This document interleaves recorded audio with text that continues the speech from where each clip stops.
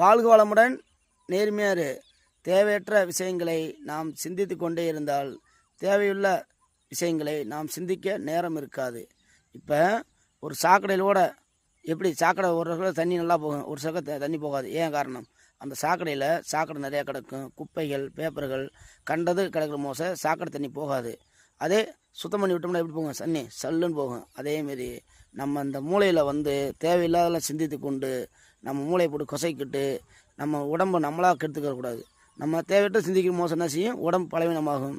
நம்மளுடைய மூளைகள் சரியான முறையில் வேலை செய்யாது. நம்ம யாவும் மருதி இதெல்லாம் வாரது எதனால்? கோபங்கள் வாரதெல்லாம் இந்த தேவையற்ற விஷயங்களை உள்ளோட போய்த்தான்.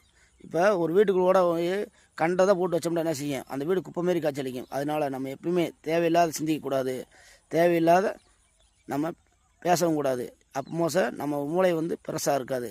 அதனால் எப்பவுமே வாழ்க்கையில் நல்லா சுறுசுறுப்பாக ஆரோக்கியமாக நல்லா இருக்கணும்டா இந்த மூளை ஃப்ரெஷ்ஷாக இருக்கணும். தேவையில்லாத மட்டும் பேசணும், தேவையில்லாத சிந்திக்கணும். நமக்கு அப்போத்தான் நம்ம வாழ்க்கையில் நல்ல ஒரு ஆற்றலும், நமக்கு உடலை மட்டும் பலம் இருந்தால் பார்த்தாது, எப்பவுமே இந்த மூளையும் நல்லா ஃப்ரெஷ்ஷாக இருக்க வேண்டும். இந்த மூளை ரொம்ப அமைதி இருந்துச்சுன்னா நமக்கு அடுத்தடுத்து டக்கு டக்குன்னு மூளை வேலை செஞ்சுட்டே இருக்கும். நம்ம யாவசத்தையும் நல்லா இருக்கும்.